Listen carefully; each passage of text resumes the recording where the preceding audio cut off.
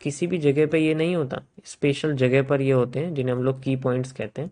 ठीक है, तो इस पूरे प्रोसेस को हम लोग कहते हैं this is just a liquidity.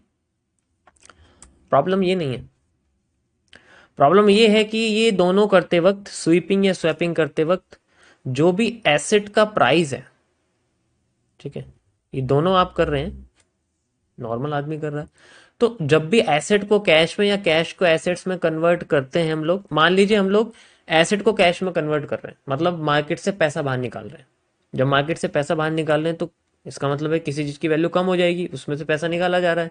लोगों का या तो ट्रस्ट नहीं है, कुछ नहीं है, तो कोई कुछ छोटे अमाउंट पे होता है तो कोई दिक्कत, लेकिन अगर ये ज्यादा अमाउंट पे होता है तो अगर ये एसेट से कैश में कन्वर्ट करते वक्त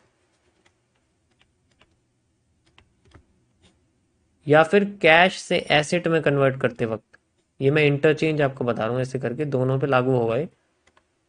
जो एसेट का प्राइस है वो जनरली फ्लक्चुएट नहीं होना चाहिए। अगर वो फ्लक्चुएट होता है, अगर यहां पर जो प्राइस है वो फ्लक्चुएट हो जाता है, फ्लक्चुएट का मतलब होता है बहुत ज्यादा मूव करना, तो इस केस में इलिक्विडिटी क्रिएट होती है। इसको हम लोग बोलते हैं इलिक्विडिटी।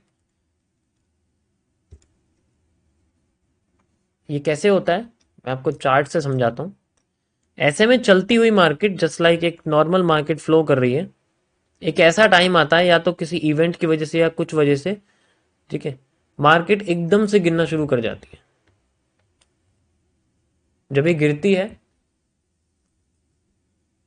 तो सब लोग अपना पैसा बाहर निकाल रहे होते हैं क्योंकि एसेट्स को कैश में कन्वर्ट कर रहे हैं, ओरिजिनली एक लिक्विडिटी स्वैप हो रहा है। अब इसको बोलते हैं इलिक्विडिटी। अब लिक्विडिटी का रिस्क ना बढ़ जाए ज्यादा, लिक्विडिटी ज्यादा होने ना होने की वजह से, यानी कि जिसको हम बोलते हैं लिक्विडिटी रिस्क को कम करने के लिए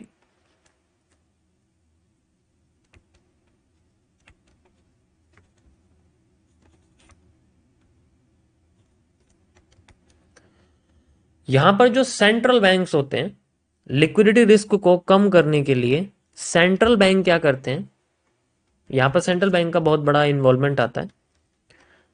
किसी भी देश का सेंट्रल बैंक क्या करता है, जनरली ये है, बाकी सबका अपना अलग अलग होता है, जो नॉर्मल वे है कंट्रोल करने का लिक्विडिटी को, सेंट्रल बैंक क्या करता है, जिस रेट से वो कमर्शियल बैंक को लोन देता है, जिस रेट से वो कमर्शियल बैंक जो होते हैं, कमर्शियल बैंक हो गए आपके, या फिर नॉर्मल कॉरपोरेट या सेविंग बैंक्स हो गए, नॉर्मल जो सारे बैंक्स होते हैं उन सबको जो जिस रेट पे ये लोन देता है, उस रेट को हम लोग बोलते हैं रेपो रेट। जस्ट लाइक अभी 4% पे यहां पर लोन दे रहा है, तो ये क्या करता है, इसको कम कर देता है। 4% को क्या कर देता है, ये मान लीजिए 3.8% कर देता है। 0.2% इसने क्या करा, रिजल्ट आया कि 0.2% सेंट्रल बैंक ने रेट कम कर दिया है, तो अब कमर्शियल बैंक को सस्ते में लोन मिलेगा, और अगर इसको सस्ते में लोन मिलेगा तो ये आगे भी अपने कस्टमर को सस्ते में लोन देगा। अब ये जो नॉर्मल कस्टमर है, हम तुम जैसे, हमें जब पता लगेगा सारे के सारे लोन्स को, होम लोन हो, एजुकेशन लोन हो, किसी और तरीके का लोन हो, पर्सनल लोन हो, तो इन सब पे जैसे कि हमें मान लीजिए यहाँ पर 8% से, मान लीजिए एग्जाम्पल के लिए 8% पे लोन मिलता है नॉर्मली, ठीक है, तो अब हमें ये 8% पे ना मिलके 7.4% पे मिल रहा है, यानी कि यहां पर भी 0.2%, 0.4% कम कर दिया। यहां पता लगता है कि बैंक्स में 0.4% जो लोन है वो कम कर दिया है, सस्ता कर दिया है, तो कस्टमर जितना हो सकता है बैंक के पास आने की कोशिश करेंगे, सबके सब बहुत जल्दी से जल्दी बैंक से लोन लेना शुरू करेंगे, बहुत बड़े अमाउंट पर लोन लेंगे, और ये सारा पैसा कहाँ लगाएंगे वो, क्योंकि इनके पास अब कस्टमर्स के पास जनरेट हो गए, कस्टमर्स के पास जनरेट होगा लिक्विड फंड, जिसे हम लोग कैश बोलते हैं, ये बैंक्स में रहेगा। ये लिक्विड फंड यूज होगा आगे जाके, ज्यादातर 90% लोग इस लिक्विड फंड को अपने एसेट बाइंग के लिए यूज करेंगे। कोई भी इनमें से एसेट खरीदेंगे, कुछ भी हो सकता है, जो कि आपको मैंने समझाया अभी। घूम फिर के आपकी जो लाइन है वो यहाँ पर आ जाएगी, ठीक है, जो भी मैंने आपको एसेट समझाया। तो इनमें से कोई भी वो एसेट खरीदने की कोशिश करेंगे, और जब वो एसेट खरीदेंगे अपने कैश से, तो प्रोसेस फॉलो होगा स्वीपिंग का। स्वीपिंग फॉलो होगी तो हमारे पास हैमर्स बनने शुरू हो जाएंगे, हैमर या हैंगिंग मैन बनने शुरू हो जाएंगे। और मान लीजिए मार्केट के बॉटम पे हैमर बनने शुरू होते हैं, और फिर बाद में मार्केट धीरे धीरे करके ऊपर जाना शुरू करेगी, थोड़ा थोड़ा करके प्राइस बढ़ना शुरू, क्योंकि मार्केट में पैसा आ रहा है। और जब तक वो बिल्कुल ओरिजिनल पोर्शन पे नहीं चला जाता, जैसे एक रेंज होती है, जब तक यहाँ पर नहीं दिखता कि मार्केट दोबारा से अपने अपने एक प्रॉफिटेबल रेंज में नहीं गई है, तब तक इस रेट को रखा जाता है। जैसे ही प्रॉफिटेबल रेंज में चली जाती है मार्केट, इसको ज्यादा ऊपर ना ले जाने की, मार्केट में हर कोई ज्यादा पैसा ना डाल दे, तो फिर से क्या करता है, अपने सेंट्रल बैंक रिवाइज करता है, इसको बोलते हैं revised rate. Now the revised rate take place, यहां पर मार्केट में रिवाइज्ड रेपो रेट यूज होता है। और अब रिवाइज रेपो रेट में क्या करता है बैंक, 3.8% को 3.9% कर देता है, बस 0.1% यहां पर इंक्रीज कर देता है, और इससे हल्ला मच जाता है। हल्ला ऐसा मचता है कि कॉमर्शियल बैंक आगे जाके भी अपने 0.2% को, ठीक है, जैसे कि है ये हमारे पास कॉमर्शियल बैंक, आगे जाके जो इसको लोन मिलता है, तो ये हमें 7.4 की जगह जो मिलता है हमें, ठीक है, अभी हमें 7.2 कर देता है।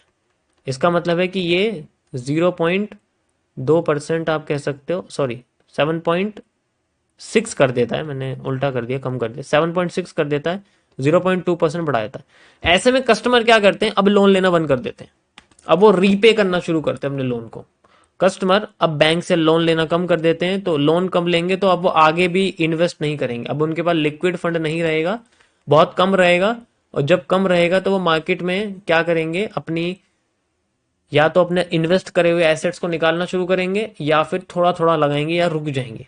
यानी कि कस्टमर जो है यहाँ पर रुक जाएगा, आगे नहीं करेगा। ऐसे में मार्केट में होती है रीटेस्टिंग, जिसे हम लोग रीटेस्टिंग कहते हैं।